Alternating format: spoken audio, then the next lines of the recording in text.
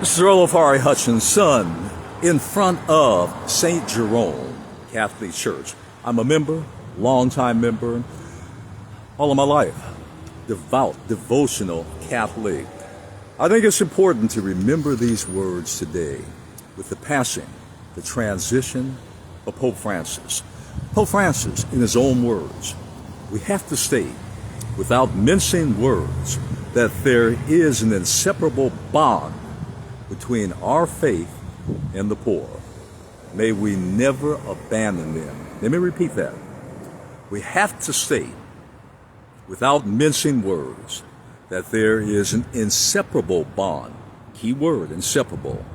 Bond, key word, between our faith and the poor. May we never abandon them. Pope Francis inspired me. Pope Francis encouraged me. Pope Francis motivated me even more in the fight for social justice, against racial oppression, gender oppression, and especially as an advocate for the poor, economic oppression and exploitation. That is and should be how we remember Pope Francis on his transition. The spirit, the legacy, fighting for and advocating for social and economic justice. That was the legacy of Pope Francis. And he took much criticism for it, both within and without the church. But it doesn't really matter. At the end, when you think of Pope Francis, when I think of Pope Francis, someone that motivated me every step of the way, I'm reminded of a passage which I think is appropriate, a very important passage from our Catholic sacred scripture about the poor and about essentially how we should remember the poor and how we should advocate for them. Pope Francis essentially understood one thing that's written in Corinthians, that when you serve the poor, you serve God. And when you serve God, you serve the poor or humanity. Or put another word, as Pope Francis would put it, to serve God is to serve humanity, and to serve humanity is to serve God.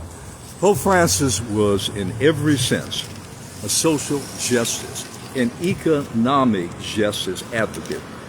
And this is the thing, on the day that many tributes pour in to Pope Francis, we must remember him as a practicing Catholic, a devotional Catholic.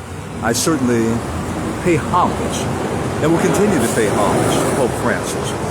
He was among the pantheon, if not at the top of the pantheon, of popes in the Catholic Church that understood one thing: true justice, true humanity, true equality, and equitability always must be, first and foremost, how you serve the poor, how you essentially advocate for the poor, how you become the torchbearer for the poor.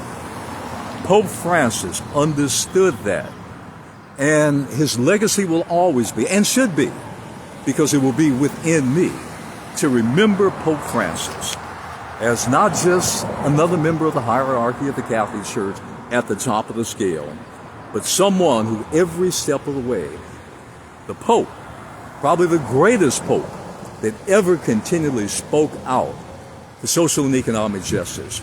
So we remember Pope Francis that way. Our prayers go to not only Pope Francis, those around him, the loved ones, those that serve him and those he served, because he always was very clear, I am a servant of God first. So again, the Psalm of hope and patience from Psalm 71:21. In you, O Lord, I take refuge. Let me never be put to shame.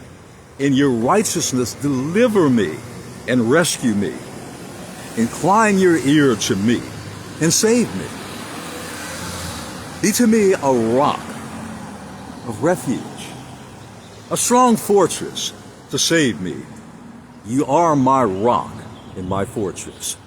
Pope Francis, you are and you will always be, and I think I can speak for millions of poor people that you advocated and continue to advocate a rock and a refuge and a safe haven for those who fight and fight and fight and advocate and advocate and advocate for economic and social justice.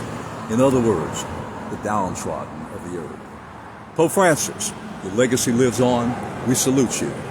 Thank you for your service and your continuing service and how you inspired me within the Catholic Church and millions of other Catholics to follow your example. I'm Earl Ofari Hutchinson, St. Jerome's Church, paying homage on this very special day, remembering the legacy of Pope Francis.